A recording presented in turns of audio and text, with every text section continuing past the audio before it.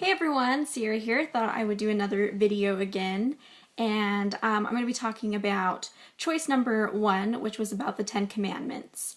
And basically for me, what I really learned and got out of that and was reminded of was that basically we kind of have that all the commandments kind of stem from these two really big ideas, and that is to love thy neighbor and to love God.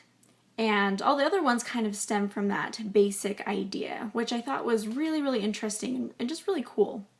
I kind of mentioned it in my last video if you watched that, but again, it kind of applies to the same one. If you guys have ever read Leadership and Self-Deception, or if you want to, I highly recommend it. I love this book. And I like this kind of therapeutic theory because I think we hear that a lot. Love your neighbor, love your mom and dad, be Christ-like and everything. And we hear that, but what are we actually doing about it? And how do we handle situations when people make us angry? Because that's normal and that's human. And I don't think that we often talk about a lot of techniques and practices to get, as this book likes to call it, get out of the box with somebody. And that's basically, you have two options with people.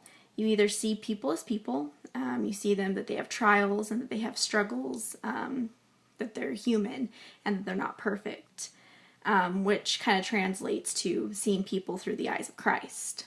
Or you can see people as a vehicle, you're using them to get what you want, an object, they're not... again, they don't mean anything. They don't have feelings necessarily. They're not human to you. Or you see them as somebody who's making your life harder and anything. So really, anytime you get frustrated or angry, you've kind of taken that option to not see people through the eyes of Christ.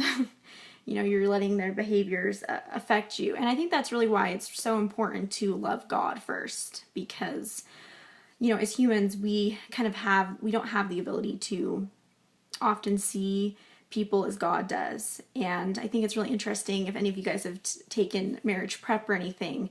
I love the triangle where it's God and then it's husband and wife, and that God needs to be the priority, the pinnacle of that. And I think that that's because God sees us perfectly. He knows us. He knows our potential. And even as much as we may love somebody and what we think may be good for them or how to help them change or grow is not necessarily what God would recommend. And I think that's always why we need to be counseling with the Lord and seeing people as God does. Because that way, when we have His Spirit with us, we're able to help these people grow and change through God. And it's not us. It's, He's the creator. He's the one who's molding and shaping us ultimately. We are just the tools to help get that done in people's lives. And so that's kind of what I was reminded of reading about the 10 Commandments again.